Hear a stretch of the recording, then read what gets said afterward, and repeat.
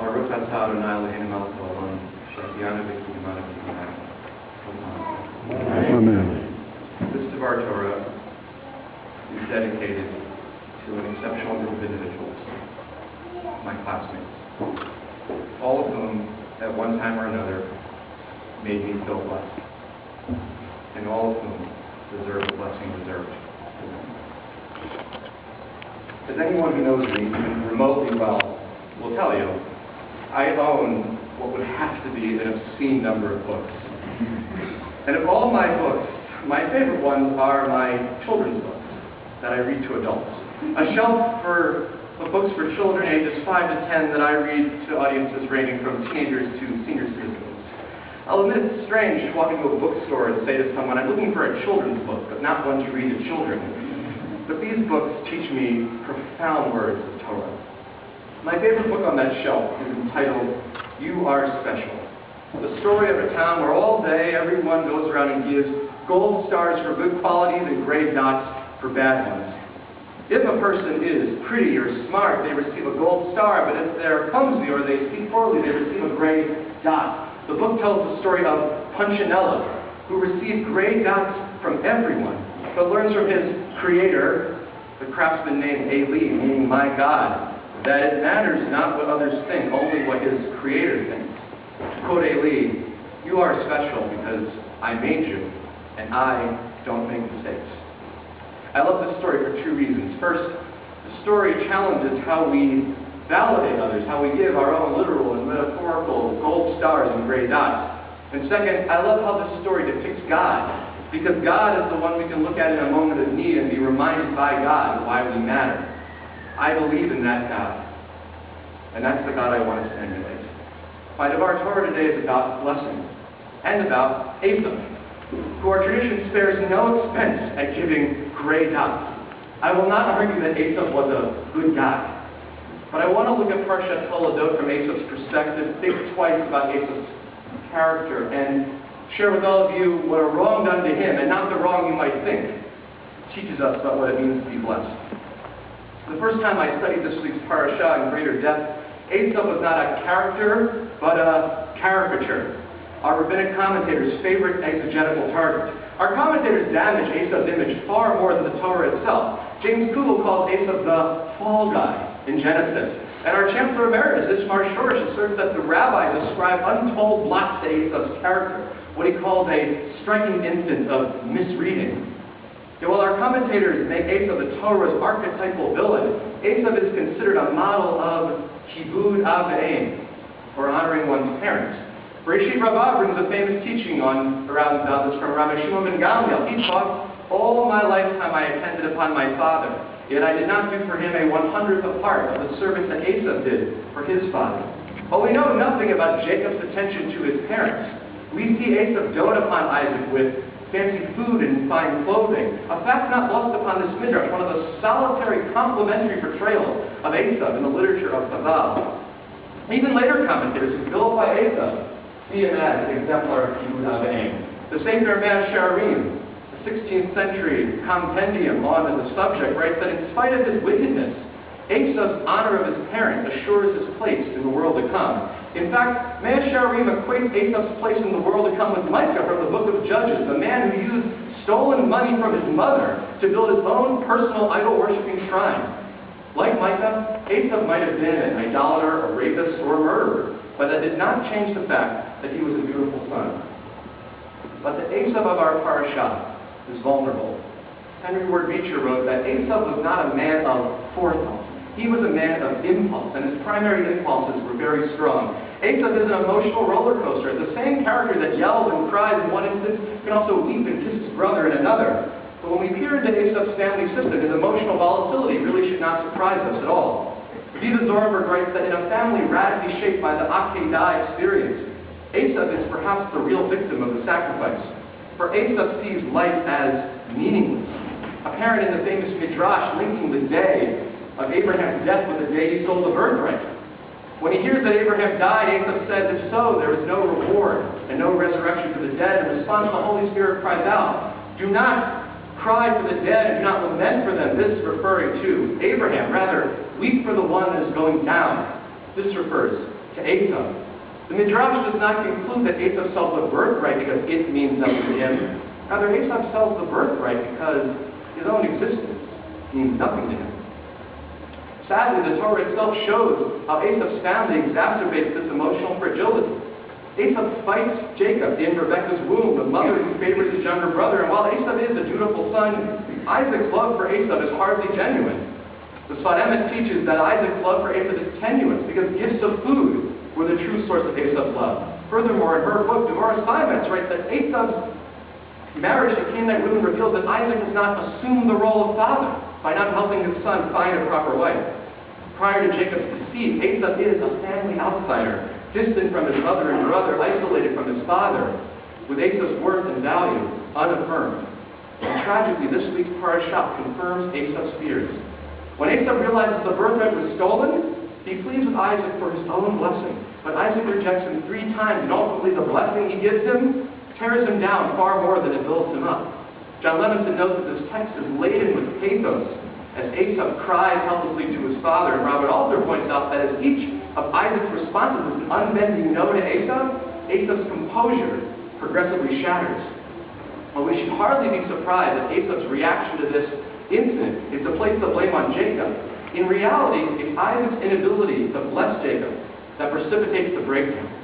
If we are to at all consider Esau a victim in this week's parashah, then, as Joel Rosenberg writes, Esau is as much a victim of Isaac's rigidity as Jacob's trickery. Therefore, the great wrong done to Esau is not Jacob's deception, but the inability of Isaac to see Esau's vulnerability. Now, Kumsar notes that Esau merely wants a blessing as consolation, but Isaac cannot provide him even that. As such, something more complex is going on between Isaac and Esau, more than a plea for inheritance. For Esau desires what we all desire, the blessing to know that we are seen and affirmed. And when he asks, "Have you not a blessing for me too?"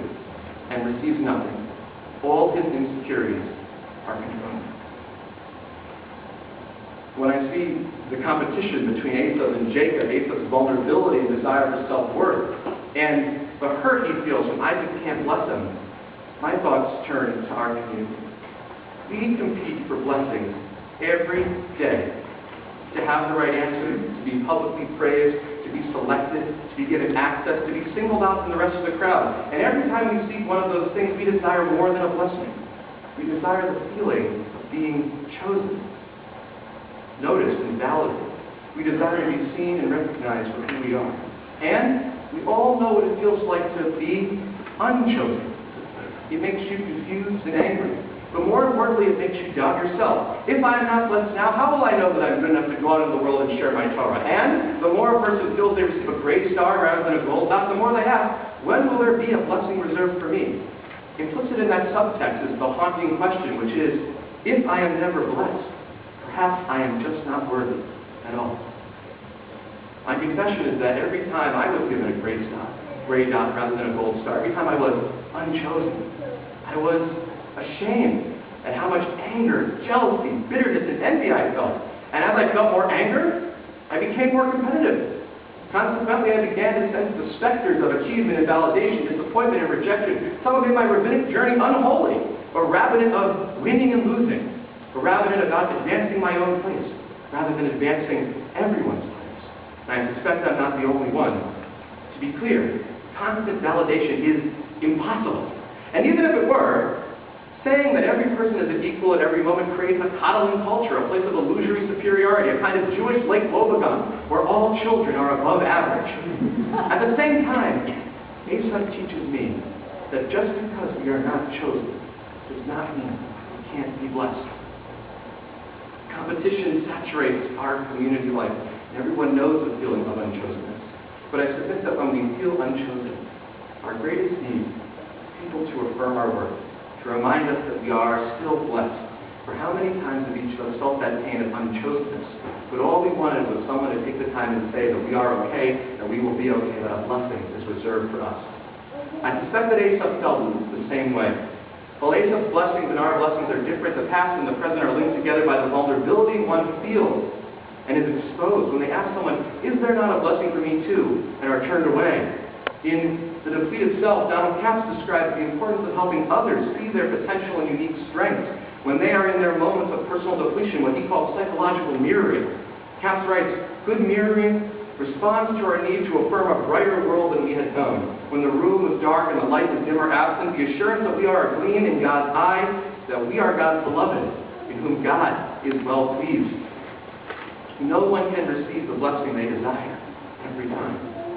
However, when we cannot find affirmation through people, we are left to find affirmation in things. Competition for the job, the internship, the fellowship, a blessing of achievement rather than relationship. I envision a community where we publicly affirm the unimpeachable value of every person, remembering the value of a kind word or a compliment, knowing members well enough to identify what makes people shine, and understanding our obligation to help build others up when they feel torn down.